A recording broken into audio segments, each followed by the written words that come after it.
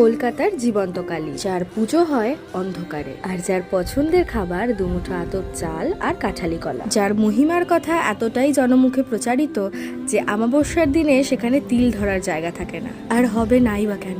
এমন কোমল হাসি মুখ দেখে অনেকেরই অনেক কঠিন অসুখ সেরে গেছে, কিংবা কেউ ফিরে পেয়েছে তার জীবন। যার শুধু দর্শনে মুক্তি ঘটে কাল সর্প মাঙ্গলিকের মতো সমস্ত জটিল গ্রহদশার। তিনি হলেন মা শ্যামসুন্দরী। আর মা যেহেতু এখানে 5 বছরের ছোট্ট মেয়ে রূপে পূজিত হয়, তাই ভক্তরা তাকে ভালোবেসে চকলেট, বিস্কিট এই সমস্ত দিয়ে থাকেন। কথিত আছে এই অন্ধকারে আরতির সময় অনেক ভক্তগণই নাকি তার উপস্থিতি টের পেয়ে থাকে। কখনো তার চোখের পলক পড়তে দেখা যায়, আবার কখনো তার স্থানের পরিবর্তন ঘটে। দুপুর 12টা এবং সন্ধ্যে 6:30টার সময় বিনামূল্যে সমস্ত ভক্তকে প্রসাদ পরিবেশন করা হয়। শিয়ালদা মানিকতলার খুব কাছে এই মন্দিরটি অবস্থিত। এক্সাক্ট লোকেশনের জন্য আমাকে কমেন্ট করো।